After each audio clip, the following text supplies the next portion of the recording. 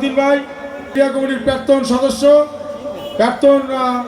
সদস্য কমরেড শম্ভু ঘোষ মহাশয়, সিদ্দিক আলী, উপস্থিত আছেন আমাদের মহিলা সমিতির নেত্রী কমরেড সেলিনা বিবি, কমরেড ইসমাইল ভাই। ইনকিলাব জিন্দাবাদ, ইনকিলাব জিন্দাবাদ, দুনিয়ার মজদুর। কমরেড মিছিলটা যারা মোটরসাইকেল নিয়ে আসছেন তারা বাঁদিকে চেয়ারগুলো লাগিয়ে দেবে।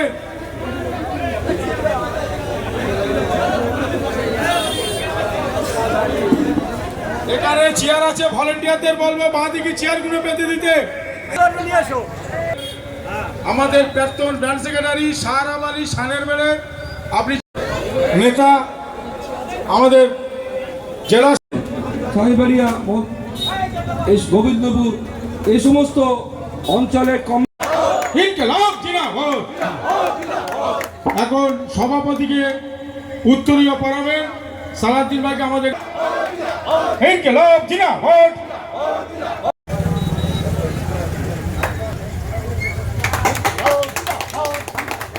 কমরেড আলমগীর বাদশাকে, আজিজুল রহমানকে,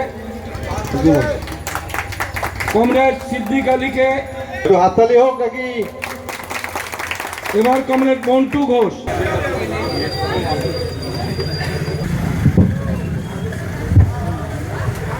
রাস্তা ক্লিয়ার করেন, সবাই একটু হাততালি দেন।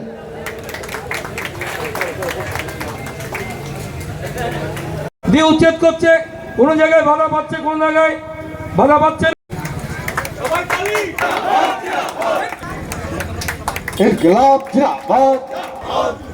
এরপরে উত্তরীয় পরে সম্বোধনা করেন কমরেড আহমদ আলী খান।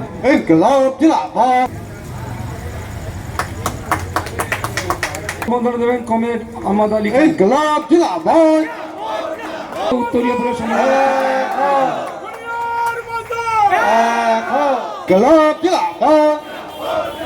সিপিআইএম জিন্দাবাদ, বাম ঐক্য ইনকিলাব জিন্দাবাদ,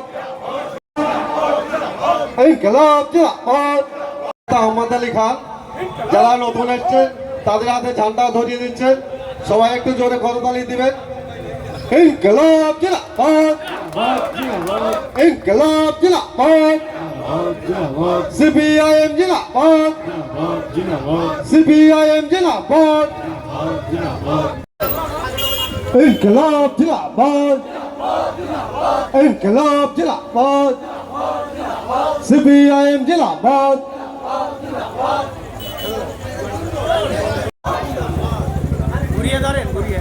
এরপরে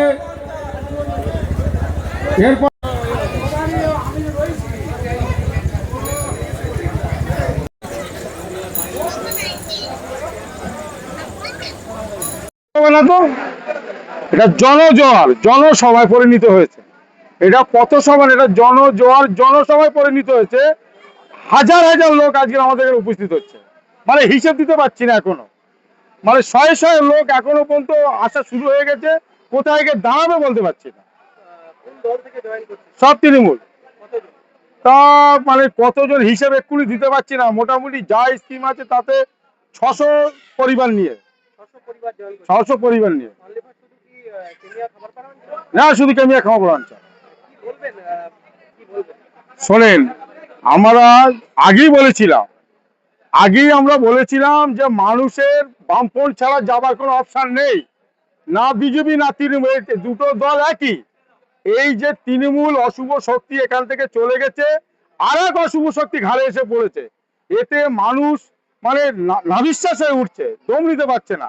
তাই এখন থেকে সব মানুষ বুঝে গেছে যে বামপন্থ ছাড়া, সিপিএম ছাড়া, কমিউনিস্ট ছাড়া কোনো গতি নেই। তাই এই অপশন ছাড়া আর কোনো অপশন নেই। তাই মানুষ দলে দলে আমাদের ঘরে ঢুকছে। একদম একদম, আমরা তো ঘরের ছেলে ঘরে ফিরে পাচ্ছি। এরা তো সব পূর্বপুরুষ আমাদের ঘরের ছেলে। আজ তারা কোনো ক্ষোভ করে তো অন্য দলে ছিল, আজকে বুঝেছে যে সিপিএমই শেষ কথা বলবে। সিপিএম একমাত্র এবারে বিজেপির বিরুদ্ধে লড়াই করতে, তাই সিপিএম এর ঘরে ঢুকছে। একদম আমরাই সব প্রতিবাদ করি। আমরা আজ না, যে কোনো ব্যাপারে আমরা প্রতিবাদ করি। শুধু বারাইপুর না, কামদুন থেকে শুরু করে আর যত ঘটনা ঘটেছে সবটাই দেখবেন এই সিপিএম পথে। ঘটনায় এই সিপিএম রাজ্যে গেছে, এই সিপিএম পথে। এই দুর্নীতি মুক্ত আগামী পঞ্চায়েত আমরা দখল করব। আগামী পঞ্চায়েত আমরা এই দখল করে এই পঞ্চায়েত থেকে আমরা যে দুর্নীতি ঘটেছে এই দুর্নীতি মুক্ত করব। আলমগীর বাদশা, সিপিএম এর এরিয়া কমিটির সদস্য, এই এরিয়া কমিটির লিড ইনচার্জ। তৃণমূল কংগ্রেসে ভালোবেসে কেউ যায়নি। তৃণমূল কংগ্রেস প্রকৃত মন দিয়ে কারা করতো? তারা হচ্ছে লুটেরা, তোলাবাজ, কাটমানিখোর, দুর্নীতির সঙ্গে যারা যুক্ত ছিল। কিন্তু বাকি মানুষ তারা ভয়তে ছিল। তাদের বলা হতো যে তৃণমূল যদি না করো বা তৃণমূলের সঙ্গে যদি না থাকো, তাহলে কোনো বেনিফিশিয়ারির যে সুযোগ সুবিধা, তার ঘর বাড়ি থেকে সুযোগ করে বিভিন্ন সুযোগ সুবিধা তাদের থেকে বঞ্চিত করা হবে, তাদের রুটি রুজির উপরে আঘাত আনা হবে। ফলত ওই সময় ভয়তে মানুষ আমাদের পাশে ছিল না। যখন এই ভয়ঙ্কর শক্তি, সেই শক্তি যখন শেষ হয়েছে, তখনই মানুষ তারা বেরিয়ে পড়েছে। তারা অত্যাচারিত মানুষ, কথা বলতে পারতো না, একটা মিটিং করা যাবে না, মিছিল করা যাবে না, ঝান্ডা বাঁধা যাবে না, পতাকা করা যাবে না, এবং থানা থেকে পারমিশন দেওয়া যাবে না। স্বাভাবিকভাবেই এই সরকারের পতনের পর মানুষ তারা নিঃশ্বাস ফেলতে পারছে। তারা সবাই স্বতঃস্ফূর্তভাবে তারা আবার এই লাল ঝান্ডার নিচে তারা এসেছে। সিপিআইএম তো শক্তিশালী ছিল। গোটা পশ্চিম বাংলায় 34 বছর সিপিআইএম, তারা বামফ্রন্ট, তারা সরকার চালিয়েছে এবং আরো আরো 50 বছর থাকতে পারত। কিন্তু বিষয় হলো চক্রান্ত। আপনারা জানেন যে এই সিদ্দিকুল্লাহ, তোয়া সিদ্দিকী এবং বরকতি, এই মুসলিমদের নামানো হলো মাঠে। তারা এই বামফ্রন্টের বিরুদ্ধে তারা বিজোদ্ধার করতে লাগলো, তারা চক্রান্ত করতে লাগলো। একদিকে মাওবাদী, ওই যে কিষানজি সহ নানান শক্তি, ডান বাম অতি দক্ষিণপন্থী এক জায়গায় জড়ো করলো। কারণ সিঙ্গুরে যদি কারখানা হতো, দ্বিতীয় জামশেদপুর হতো, হাজার হাজার ছেলে চাকরি পেত। এই যে বিজেপির নেতা, সে নেতাও তো আজকে ওখানে ছিল রাজনাথ সিং, ওই মমতার সঙ্গে ছিল, ছবি দেখা যাচ্ছে। সুতরাং এইভাবে বামফ্রন্ট সরকারকে সরাবার জন্য এমনকি সাম্রাজ্যবাদী চক্রান্ত ছিল। মমতা ব্যানার্জি জেতার পরে হিলারি ক্লিন্টন মমতা ব্যানার্জির সঙ্গে দেখা করতে এসেছিল। স্বাভাবিকভাবেই বামফ্রন্ট সরকারকে মানুষ চোখের মনির মতো রেখেছিল, কিন্তু নানান চক্রান্তের ফলে তাকে সরানো হয়। মানে এই বিষয়ে আমাদের একটা কথাই বলা, এনকাউন্টার নানান কারণে আইনে আছে, করা যায়, কিন্তু সেই পরিস্থিতি এখানে ছিল না। আর যে কাজ, ওকে প্রভাস মন্ডল হচ্ছে ওই কেসের মূল সাক্ষী এবং সেও অপরাধী। সেই তো প্রথম তাদের নাম বলেছে কারা কারা ছিল এবং কোথায় মেয়েটিকে পোতা হয়েছে ডোবার মধ্যে, সে প্রভাস মন্ডলী দেখিয়েছে। স্বাভাবিকভাবেই সে রাজ সাক্ষী হতে পারত।